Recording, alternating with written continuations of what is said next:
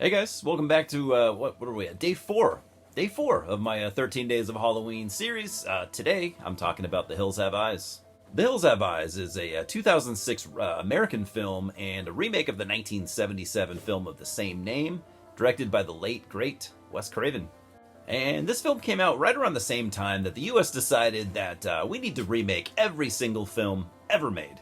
For a lot of us, it got old real quick.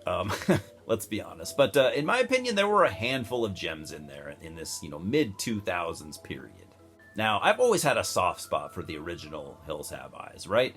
It's a good concept. In fact, I love the concept, but I never thought it was a great film.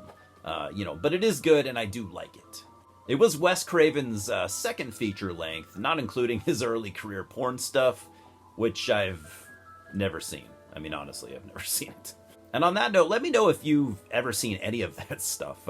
It's kind of a wild thought watching porn directed by him, just weird. This film was directed by Alexandre Aja, a French director that showed a lot of promise with his, new French extremity classic High Tension just 3 years earlier.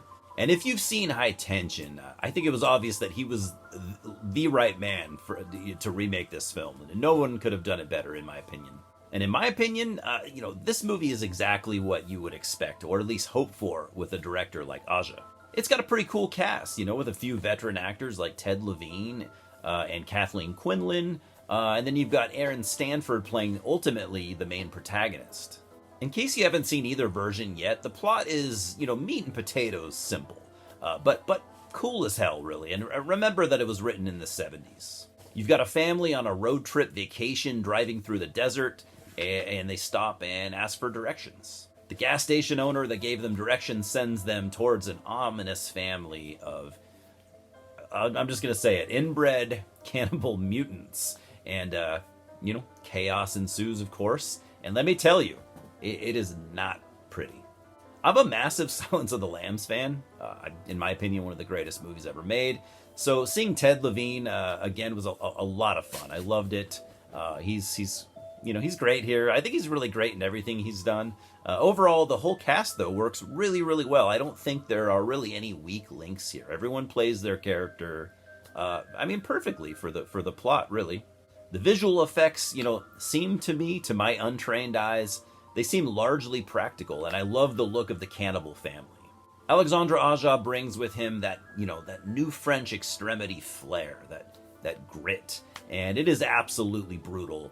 And this version of this movie will not be for everyone. I've heard countless times people talk about how it's just too over the top, too violent, too gory, too mean-spirited, and I get it. I get all that.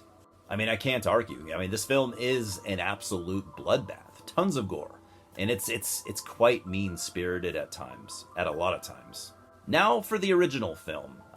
What can I say? It's a low-budget horror classic. The storyline is mostly the same between the two films. I think that Wes Craven's first film, The Last House on the Left, is a lot edgier, a lot grittier, and a lot darker. And I feel like Aja brings some of that to his remake. But I'd say more often than not, I reach for the 2006 version of The Hills Have Eyes. For me, the gore and great-looking villains seem to always bring me back, and with Aja adding his own style, I much prefer his version to the original. I almost hate to say it. Again, I like Craven's film. I'm a fan of Wes Craven.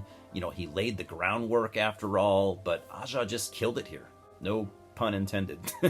Anyways, thanks for watching, guys, and I hope to see you tomorrow for day 5 of this series. And let me know which, I haven't asked you this in my previous videos, but let me know which version you prefer.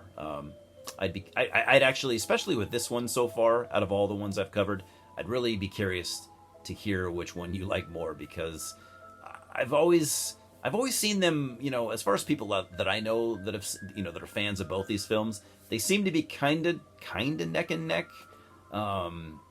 I don't know. I think it just depends on when which version you grew up with and stuff like that. But I'd be curious to hear it. So, anyways, we'll talk soon. Cheers, guys.